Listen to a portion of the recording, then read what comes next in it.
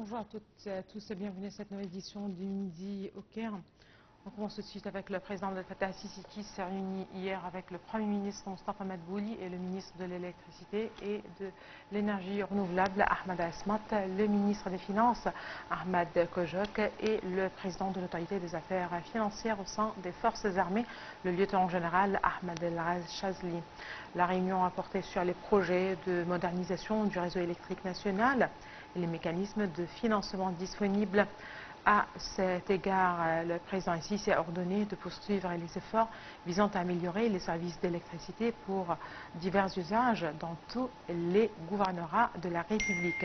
La réunion a également porté sur l'avancement des travaux sur le projet de la centrale nucléaire de Taba, les projets d'interconnexion électrique avec les pays voisins et les préparatifs d'infrastructures nationales.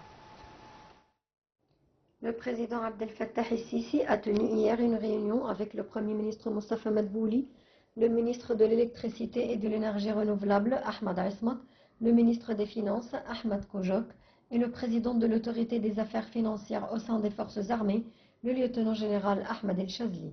Selon le porte-parole de la présidence de la République, l'ambassadeur Ahmed Fahmi, la réunion a porté sur les projets de modernisation du réseau électrique national et les mécanismes de financement disponibles à cet égard.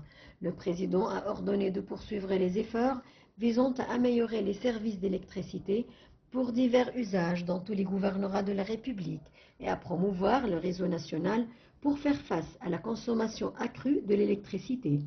La réunion est centrée sur les plans de la rénovation du système national de l'électricité et sur les mécanismes de financement valables pour ce dossier. Au cours de la réunion, le chef de l'État s'est informé sur les efforts déployés pour multiplier les projets de la génération de l'électricité et les projets du stockage de l'énergie renouvelable.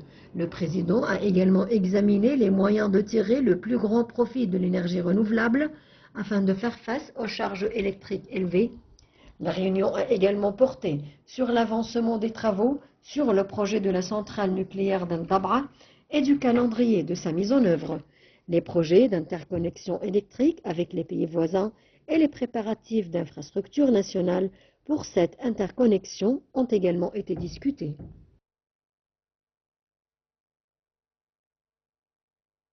Le Premier ministre Mostafa Madbouli a reçu ce matin le chef du gouvernement libyen, Dr Oussama Ahmed, au siège du gouvernement à El Alamein.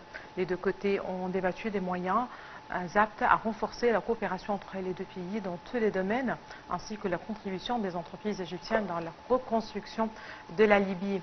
Mostafa Madbouli a assuré le plein soutien de l'Égypte au peuple libyen frère et l'engagement de l'Égypte à affermir les relations historiques entre les deux pays.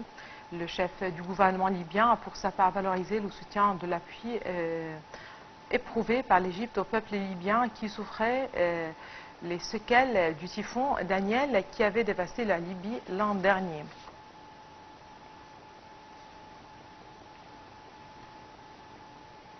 Le ministre des Affaires étrangères, de l'immigration et des Affaires des Égyptiens à l'étranger, Badr Abdelghati, a exprimé la forte inquiétude de l'Égypte vis-à-vis de la recrudescence dangereuse de la situation au sud du Liban, assurant la solidarité du Caire avec ce pays. Abdelghati a fait sa déclaration lors de sa participation hier à la session inaugurale du sommet de l'avenir tenu à New York en marge de l'Assemblée générale de l'ONU. Abdelghati a demandé d'adopter une action commune pour sauvegarder la sécurité hydrique et éviter toute action unilatérale qui porte atteinte aux principes de la loi internationale.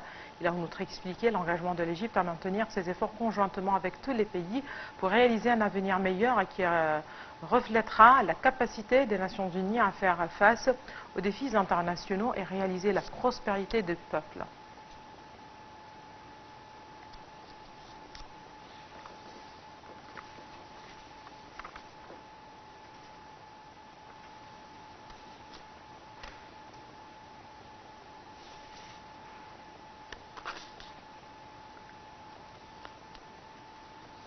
Eh bien, là, on reste justement avec les nouvelles. Le ministre des Affaires étrangères, de l'immigration, des expatriés égyptiens, Badr Abdelghati, a tenu également hier une série de rencontres en marge de sa participation aux travaux de la 79e session de l'Assemblée générale des Nations Unies. Il s'est réuni avec Mme Sigrid Kaag, la coordinatrice de l'action humanitaire et de la reconstruction à Gaza, le haut-commissaire des Nations Unies pour les droits de l'homme, Volker Türk, et la directrice du mécanisme africain d'évaluation par les pairs. Le ministre des Affaires étrangères, de l'immigration et des expatriés égyptiens Badr Abdelghati a tenu une série de rencontres hier en marge de sa participation à l'Assemblée générale des Nations unies. Il s'est réuni avec Mme Sigrid Kaag, la coordinatrice de l'action humanitaire et de la reconstruction à Gaza. Lors de l'entretien, Abdelghati a jugé important d'instaurer un cessez-le-feu à Gaza et de lever les obstacles posés par Israël qui entravent l'acheminement de l'aide vers la bande. Abdelghati s'est également entretenu avec le haut-commissaire des Nations Unies pour les droits de l'homme, Volker Türk. Abdelghati a affirmé au Monsieur Türk que l'Égypte poursuit ses efforts pour améliorer la situation des droits de l'homme en poursuivant la mise en œuvre de la stratégie nationale des droits de l'homme. Le ministre des Affaires étrangères a de même eu des discussions avec la directrice du mécanisme africain d'évaluation par les pairs. Le ministre des Affaires étrangères, Badr Abdelghati, s'est également réuni avec le conseillère spécial pour la prévention du génocide au sein de l'ONU, Alice Ouarimou Nedertou. La rencontre a porté sur les violations que subit le peuple palestinien, notamment à Gaza.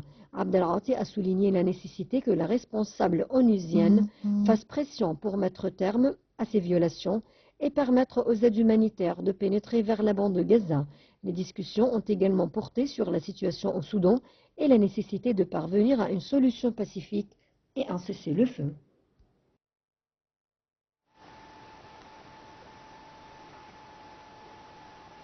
La société Égypte TEDA a approuvé l'établissement d'une usine chimique avec des investissements chinois de 30 millions de dollars. Selon un communiqué de la zone économique du canal de Suez publié hier, le nouveau projet sera établi dans la zone industrielle d'Ain Sokhna. Ce projet est basé sur une superficie de 60 000 m² dans le but de produire plus de 40 000 tonnes d'hypochlorite de calcium par an. Le projet sera établi en deux phases, la première prenant fin et entrant en production le 1er mai 2025.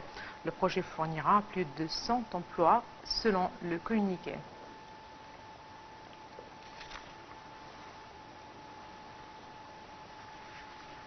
Eh bien là, monsieur, c'est la fin de cette édition de Midi au Caire. Merci de l'avoir suivi et excellente suite de programme national international.